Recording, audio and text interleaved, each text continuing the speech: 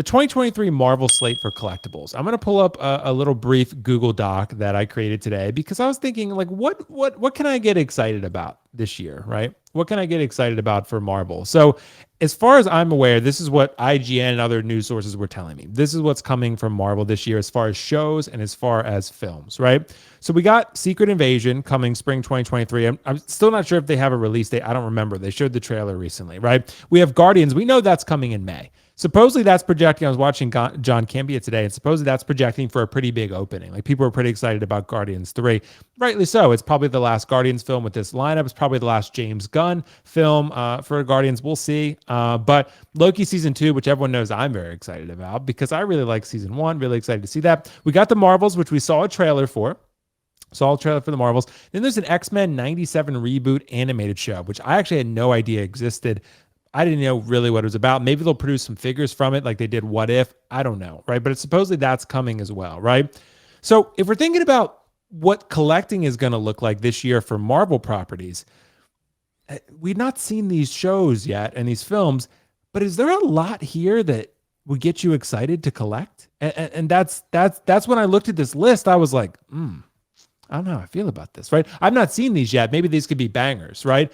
But just looking at the list, I don't know that I look at this and say, man, I'm going to collect a lot of Marvel this year, right? And Kiko, let me ask you, what do you think? How concerning is this, if at all, for the 2023 slate for Marvel? Do you see anything on this list, like just at face value, that you could really say, I'm going to collect a line or a couple of figures here? What do you think? It's hard to believe that next week, it'll be 4 years since Endgame finished. 4 years. Yeah. And I know that because it's our anniversary. That's why. See? So with that being said, do I get a hand? Do I get an applause for Yeah, that you get an applause. Okay, good. Yeah. Marriage is great, people. Okay, so does this not include the Sony stuff? Because it does not include the Sony stuff. Because if you wanted to, because Spider-Verse 2, obviously you could include that, right? And there was also, I think, Kraven, right? So, right. Which I've heard. Suppose that was on the list. Web. Right. So, but I'm talking about just MCU stuff, really. Okay. So, but if you want to, count Spider-Verse, go for it. Yeah. Well, just because I know that they made Spider-Verse figures originally, the two Miles and Gwen, and they'll probably do more of those. But as you know, I don't have those Spider-Verse figures. I have Gwen just because I love Gwen, but I don't have that Spider. So that doesn't do anything for me. But this lineup is very, very concerning for me, mainly because everyone's like, well, you've seen what they've done with, B-list characters, and they've done great things, and they've spun shit into gold. This isn't looking very exciting. I think Guardians, because the Guardians movie's over good, and I don't think Gunn wants his reputation completely destroyed, on his final film, especially with him going over to DC. The last thing you want is to carry that stank over with you. So I think that we're looking pretty good on Guardians. But who knows how the reception's going to be with Loki 2, because I know I've even told you I wasn't the biggest fan of Loki 1. What role is John Majors going to play moving forward? That's going to play into a lot of these things. And I mean, I'm looking at this right here, and it has no issue of everyone's like, well, just let the girls be the girls and have fun with these shows. Blah, blah. Think about the tone that Winter Soldier set. Where are those movies? That's what I think got people hyped, because it was grounded, and it has nothing to do with the fact of, well, this is cosmic versus street level, or I think we've talked about that before, because this naturally is, this is the multiverse saga thing. It's going to be weirder. But going back to the stakes of Winter Soldier and going back to Civil War, and there was a lot going on that was very deep, and they've pivoted away from that 100%. To where you get things like Love and Thunder, and everyone's like, well, they've learned their lesson from that. Did they? Because I don't think they have, because if you looked at this trailer for the Marvels, all it is jokes, and everyone's like, oh, this looks like fun. I didn't get into the MCU because it was fun. I got into it because, wow, there's some really good storytelling being done with some really cool characters. And this just isn't for me. And it has nothing to do with the fact, well, it's a bunch of girls and all. I don't care, because I love Wanda. I love Black Widow. I love all those things. I don't have any issue with that. It's the tone that they set.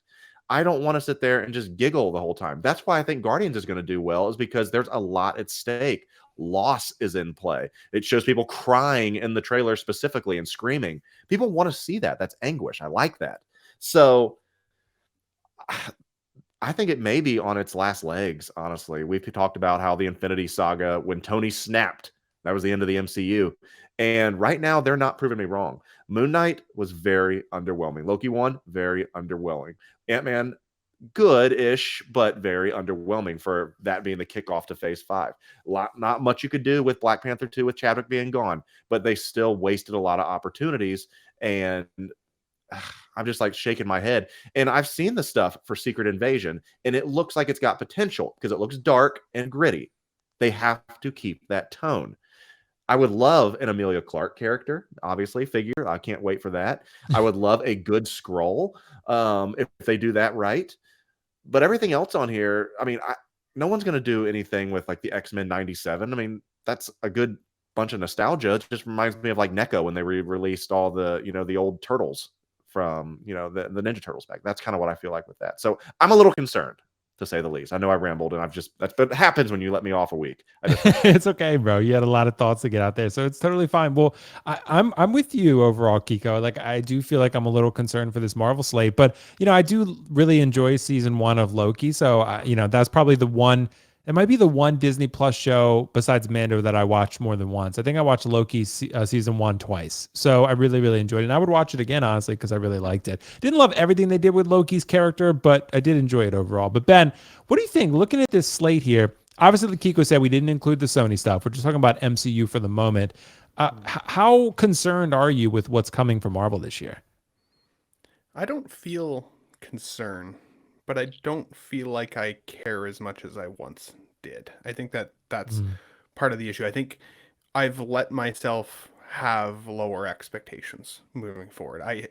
Because I do think it peaked in Endgame, and that's hard to get back to, and especially with group criticism, kind of like we were talking about earlier about the one commenter, still liking the Mando season, even though a lot of us don't.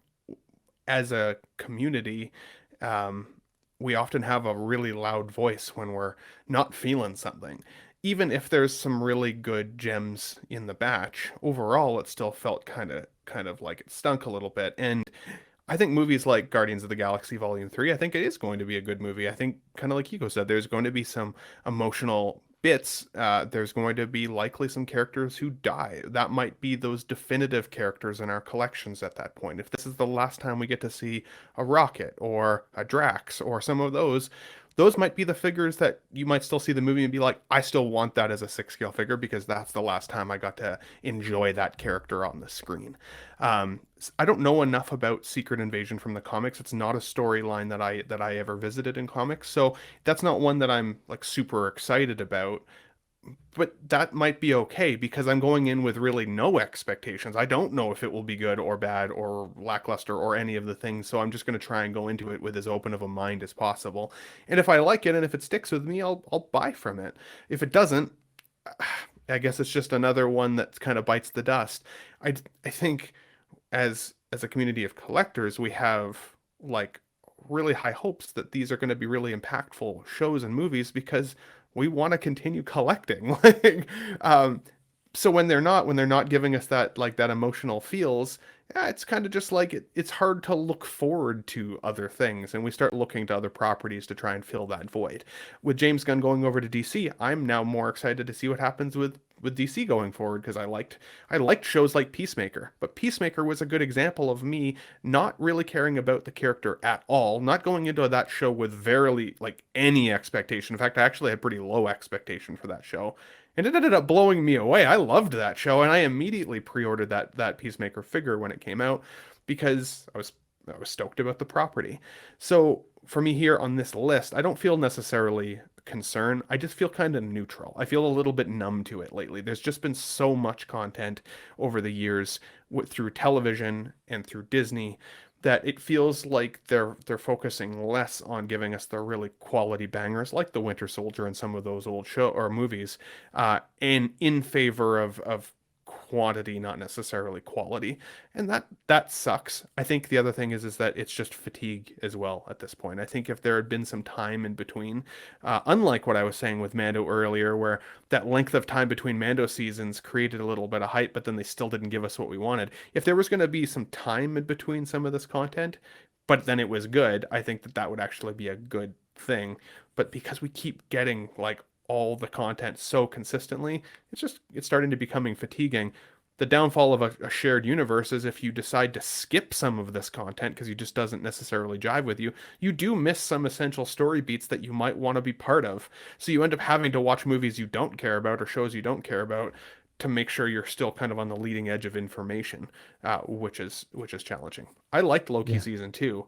I liked Kang as a character. I didn't love Quantumania. So there's elements of that I'm like, I want a Kang figure, but I hope they do him better justice going forward in some of this other content, because otherwise, like that he kind of peaked for me in that movie for about 10 minutes and that's it. I've wanted a Nick Fury for a while. I would get a Nick Fury in my collection. I think that, like, I've always been a Sam Jackson fan, so I think that would be a cool figure to get. Mondo Toys made a ton of the classic X-Men figure line, and some of those figures were really, really cool, but because they were based on an animated style, they were jointed and looked very much like larger scale toys, kind of like Kiko referenced earlier. It would be, as much as I'm excited to see what they might do with a reboot of that, I'm a huge X-Men 97 fan. So I also come like, oh, like, please don't hurt it.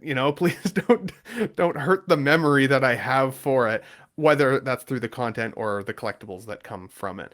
That would be, I think, my only real concern out of the list is don't I love that. Don't hurt the memory. I love don't that. hurt the memory. Right. For sure.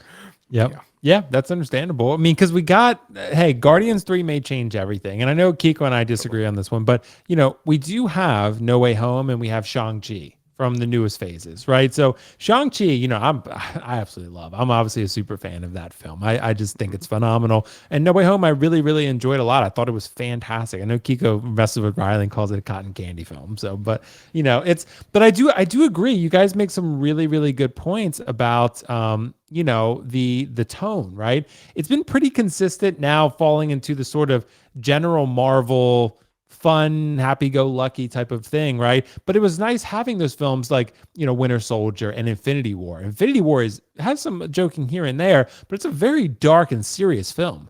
And I think that's why most people think, I agree personally. I think Infinity War is the best film Marvel has ever done. Like, I just think it's perfection. I think there's nothing wrong with it whatsoever. And when you look at it, dude, it's a beautiful film. I think it's still probably my favorite film I've ever watched. Period. Like, I just think Infinity War is perfection. But Endgame is like that too. I mean, not quite as, I don't think it's quite as good because it wastes more time. But I want to talk about that because, guys, the Marvel slate, it's concerning to me. But that's why I think this leads into our next topic pretty effectively.